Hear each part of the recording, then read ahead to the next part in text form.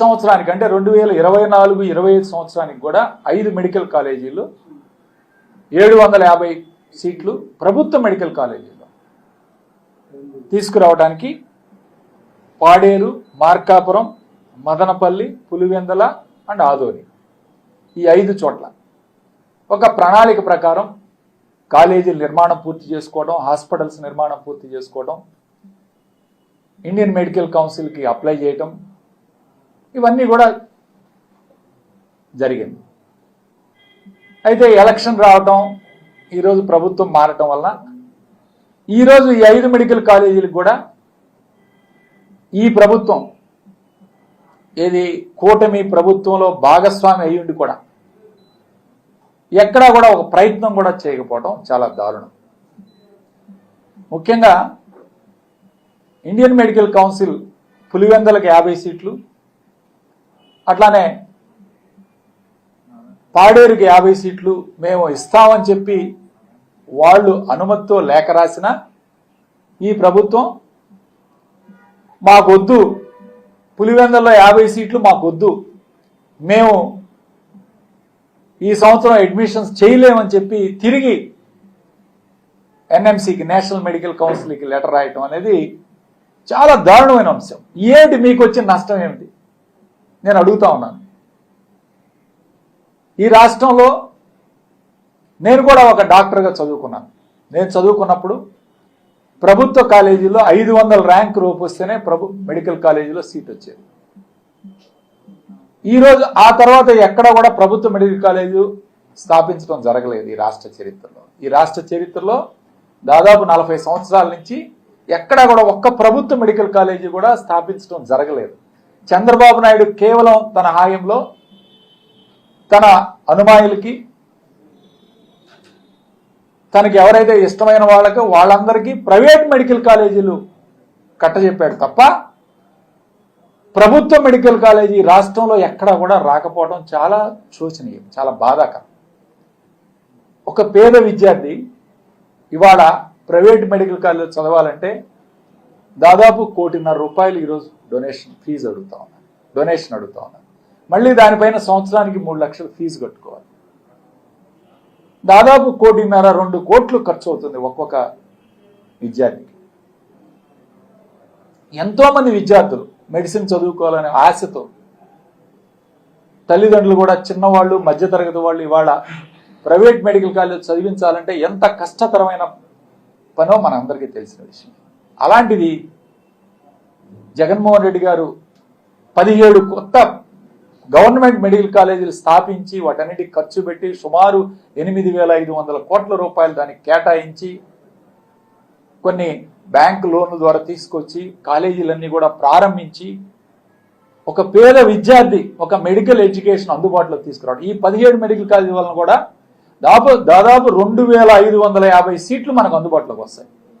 2,550 సీట్లు అంటే సంవత్సరానికి 5 మెడికల్ కాలేజ్ చొప్పున వేసుకున్న 750 సీట్లు. గత 5 మెడికల్ కాలేజ్ గత సంవత్సరంలో ప్రారంభించిన 750 సీట్లు వస్తే ఈ సంవత్సరం మళ్ళీ 750 సీట్లకి మనం పర్మిషన్ తీసుకోవచ్చు. ఆ అవకాశం ఉన్నా సరే ఈరోజు ఆ సత్యకుమార్ గారు హెల్త్ మినిస్టర్ గారు మాట్లాడుతున్నారు, మాకు ప్రొఫెసర్స్ లేరు, అసిస్టెంట్ ప్రొఫెసర్స్ లేరు, స్టాఫ్ లేరు అని.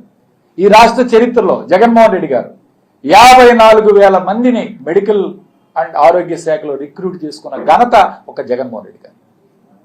అంటే 54,000 మంది, ఇందులో డాక్టర్లు దాదాపు 4,800 మంది డాక్టర్లను రిక్రూట్ చేసుకున్నారు. అంటే ఇంతమంది డాక్టర్ని రిక్రూట్ చేసుకున్నా మీరు కొరత ఉందంటే గతంలో ఏం జరిగింది? గతంలో ఎలా ఉన్నాయి ఈ మెడికల్ కాలేజెస్? గతంలో రిప్యూటెడ్ మెడికల్ కాలేజీలో కూడా ప్రొఫెసర్స్ ఉండేవాళ్ళు కాదు. కానీ జగన్మోహన్ రెడ్డి గారు ఈరోజు ఎన్నో ఖాళీలను భర్తీ చేయించి 4,800 మంది డాక్టర్లను తీసుకోవటం, స్పెషలిస్ట్ సేవలు అందుబాటులో తీసుకురావటం, స్టాఫ్ నర్సులను రిక్రూట్ చేసుకోవటం, దాదాపు 54,000 ఎంఎన్ఓలు, ఎఫ్ఎన్ఓలు, ల్యాబ్ అసిస్టెంట్స్, ఫార్మసిస్టులు, ఇలా మెడికల్ రంగంలో 54,000 మంది రిక్రూట్మెంట్ చేసుకుంటే ఈరోజు మీరు ఈ మాట మాట్లాడుతున్నారు. అసలు మీకు చిత్తశుద్ధి ఉందా? మీకు నష్టం ఏంటి?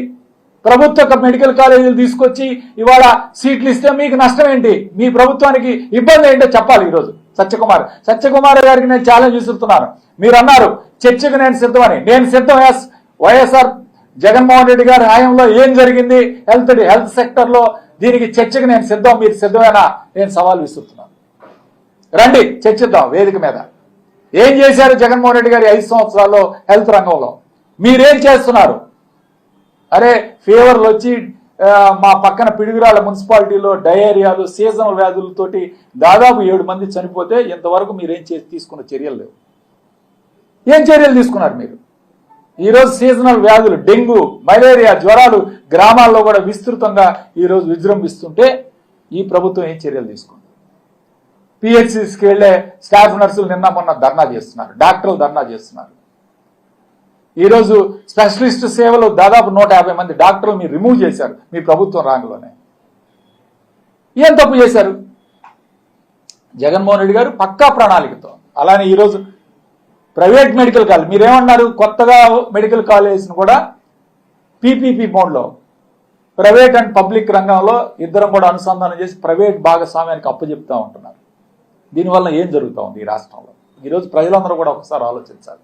ఒక్కసారి ఈ ప్రైవేట్ రంగం వాళ్ళు ఈరోజు జగన్మోహన్ రెడ్డి గారు ప్రభుత్వ డబ్బుతో నిర్మాణం చేశారు ఈ కాలేజీలన్నీ. వీటిని మీరెవరండి ప్రైవేట్ భాగస్వాములకు అప్పచెప్పడానికి? ఇది భావ్యమేనా? ప్రభుత్వం డబ్బు తీసుకొచ్చి ఈరోజు కాలేజీలు, హాస్పిటల్ నిర్మాణం చేస్తే మీరు ఒక ప్రైవేట్ భాగస్వామికి అప్పచెప్తా ఉన్నారు. ప్రైవేట్ భాగస్వామి రంగంలోనే మేనేజ్మెంట్ కోటా అంటారు. 50% సీట్లు అమ్ముకోవడానికి వాళ్ళు సిద్ధపడతారు. అంటే 50% సీట్లు మనం కోల్పోతున్నాం పేద విద్యార్థులకి.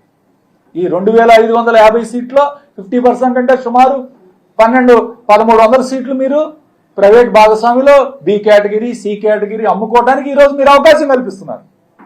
అంటే మీ అనుమాయులకి, మీ పార్టీకి భజన చేసే వాళ్ళకి ఈరోజు కాలేజీలు అమ్ముకొని వాళ్ళు సంపాదించుకొని మీకు ఎన్నికల్లో పెట్టుబడులు పెట్టడానికి మీరు సిద్ధం చేసుకుంటారు. కానీ జగన్మోహన్ రెడ్డి గారు అలా చేయలేదే.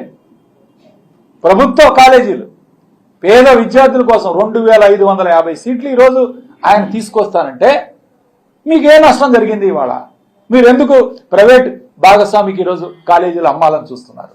ఇది చాలా ఘోరమైన తప్పు. దాదాపు ప్రైవేటీకరణ చేయొద్దు దయచేసి. ప్రభుత్వ మెడికల్ కాలేజీలుగానే వీటిని ఉంచాలి అని ఈరోజు మేము డిమాండ్ చేస్తున్నాం వైఎస్ఆర్ కాంగ్రెస్ పార్టీ. అంతేకాదు ఇవాళ మీరు ప్రైవేట్ మెడికల్ కాలేజీలు, private hospital, private medical college private వాళ్ళకి అప్పచెప్తే ఏం జరుగుతుందండి? ఒక పేషెంట్ ఇవాళ హాస్పిటల్కి వెళ్తే ప్రైవేట్ మెడికల్ కాలేజ్ అయితే ఛార్జీలు కలెక్ట్ చేస్తారు. యూజర్ ఛార్జీలు అంటారు. సిటీ స్కాన్ కింద, ల్యాబ్ కింద, ఓపీ కింద, ట్రీట్మెంట్ కింద అని డబ్బులు కలెక్ట్ చేస్తారు. ఇవి కట్టడానికి వాళ్ళు సిద్ధంగా ఉంటారా? పేదవాడికి ఎక్కడ న్యాయం జరుగుతుంది? అదే ప్రభుత్వ మెడికల్ కాలేజీలు అయితే ఈ ట్రీట్మెంట్ అంతా కూడా ఉచితంగా అందిస్తారు. ఉచితంగా వాళ్ళకి సేవలు అందించాలి. అలాంటిది మీరు పక్కన పెట్టి ప్రైవేట్ భాగస్వాములకు అప్పచెప్తే రేపు వాళ్ళు ఇష్టం వచ్చినట్టు వాళ్ళు కలెక్ట్ చేసుకుంటారు డబ్బులు. ల్యాబుల దగ్గర నుంచి సిటీ స్కాను, ఎంఆర్ఐ స్కాను, అట్లానే ట్రీట్మెంట్ ఖర్చులు. మళ్ళీ వీటన్నిటికీ కూడా పేద పేషెంట్లు ఎవరైతే ఈరోజు ట్రీట్మెంట్ కోసం వస్తారో ఈ మెడికల్ కాలేజీల్లో వీళ్ళందరి దగ్గర నుంచి డబ్బులు కలెక్ట్ చేసే కార్యక్రమం. ఉదాహరణకి పిడుగురాళ్ళ మెడికల్ కాలేజ్ ఉంది. ఇవాళ అక్కడికి వచ్చే వాళ్ళందరూ కూడా పేదవాళ్ళు ఉన్నారు, మాచర్ల, పల్నాడు ప్రాంతం నుంచి. వాళ్ళందరి దగ్గర మీరు డబ్బులు కలెక్ట్ చేసుకోవడం ప్రారంభిస్తే వాళ్ళు అక్కడికి రాగలరా? ట్రీట్మెంట్ చేయించుకోగలరా? ఏమిటి మీ ఆలోచన? ఏమిటి? రావడంతో ఇవన్నీ కూడా ప్రైవేటీకరణ చేస్తాం, ఈ కాలేజీలు ఇచ్చేస్తాం అనే ఆలోచనతో ఈ ప్రభుత్వం పనిచేస్తున్న తీరుని తీవ్రంగా ఖండిస్తూ దయచేసి జగన్మోహన్ రెడ్డి గారి మీద కోపం మీదనో, జగన్మోహన్ రెడ్డి గారు చేస్తున్న పథకాల మీద కోపం మీదనో, లేకపోతే ఆయన మీద కక్షతోనో ఇలాంటి పేద విద్యార్థులకి న్యాయం చేయకుండా మీరు ప్రైవేటీకరణ చేయటం అనేది దారుణమైన అంశం.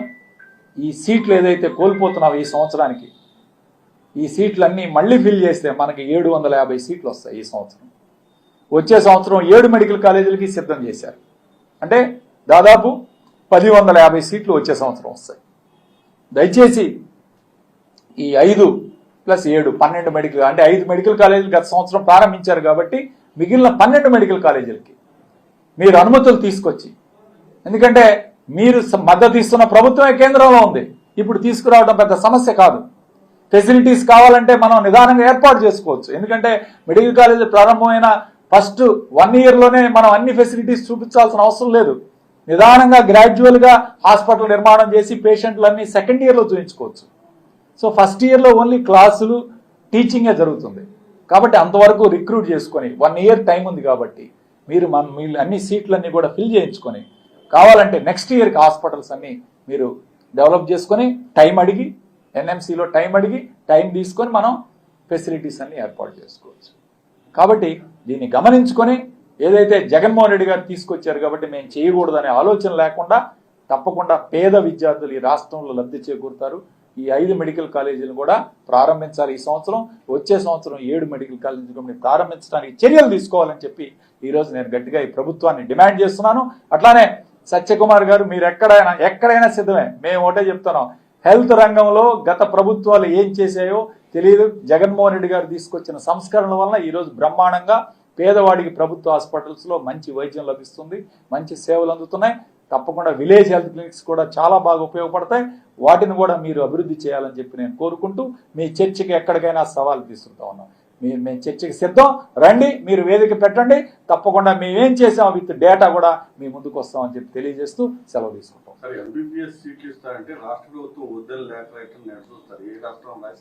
అసలు ఏమిటి వాళ్ళకి నష్టం ఏమిటి? ఒక మెడికల్ కాలేజ్ రన్ చేయడానికి, ప్రభుత్వ మెడికల్ కాలేజ్ రన్ చేయడానికి వాళ్ళకి వచ్చిన నష్టం ఈ విధంగా నేను అనుకోవడం ఏ రాష్ట్రం కూడా తిరిగి లెటర్ రాయటం అనేది జరగదు.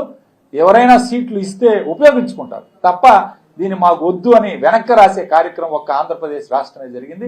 అది కూడా ఈ కూటమి ప్రభుత్వంలోనే జరిగిందని చెప్పి నేను చెప్తాను.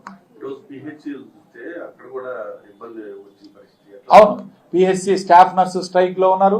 వాళ్ళందరూ కూడా ఇప్పుడు రిక్రూట్ చేసిన ఏఎన్ఎం డైరెక్ట్ గా కాంట్రాక్ట్ బేస్ లో తీసుకుని వాళ్ళకి ప్రమోషన్లు ఇచ్చే కార్యక్రమం చేస్తూ ఉన్నారు. అంతకుముందు పనిచేస్తున్న వాళ్ళందరూ కూడా ఇబ్బంది పడుతున్న నేపథ్యంలో ఖచ్చితంగా మీరందరూ కూడా ఒకటే గుర్తుపెట్టుకోవాలి, గతంలో పనిచేసిన వాళ్ళు అనుభవంతో ఉన్నారు, ఎక్స్పీరియన్స్ తోటి ఉన్నారు. వాళ్ళకి ప్రమోషన్స్ ఇచ్చి వాళ్ళందరూ ఫిల్ చేసిన తర్వాత ఎవరైనా ఉంటే కొత్త వాళ్ళని తీసుకోవాలి తప్ప డైరెక్ట్గా లేటరల్ ఎంట్రీలో వీళ్ళందరినీ తీసుకొని ముందుకు పెట్టే కార్యక్రమం చేయకూడదని చెప్పి కూడా ఈరోజు నేను కోరుతున్నాను. ఈ ప్రైవేట్ పరం చేయడం వల్ల పేద విద్యార్థులకు ఎలాంటి అన్యాయం జరుగుతుంది? తీవ్రంగా ఈరోజు ఒక పేద విద్యార్థి ఎంబీబీఎస్ చదువుకోవాలంటే ఏదైనా సీటు ప్రభుత్వ కాలేజీలో రాకపోతే దాదాపు ₹1,00,00,000 నుంచి ₹1,50,00,000, ₹2 దాకా కూడా ఖర్చు పెట్టాల్సిన అవసరం ఉంటుంది. కాబట్టి పేద విద్యార్థులు ఉచితంగా చదువు ఎంతోమంది ఉన్నారు. ఇవాళ తల్లిదండ్రులు చదివించి నీట్ ఎగ్జామ్స్ చిన్నప్పటి నుంచే వాళ్ళు కలలు కానీ డాక్టర్ కావాలని, తర్వాత వాళ్ళని ఇంటర్మీడియట్లో లాంగ్ టర్మ్ కోచింగ్స్, తర్వాత షార్ట్ టర్మ్ కోచింగ్ సెంటర్లో సంవత్సరానికి ₹2,00,000 పెట్టి చదివించుకొని వాళ్ళందరినీ కూడా ఈరోజు ఒక వైద్య వృత్తిలో చూడాలని కోరుకున్న తల్లిదండ్రుల ఆశలు నిరాశలయ్యే కార్యక్రమం.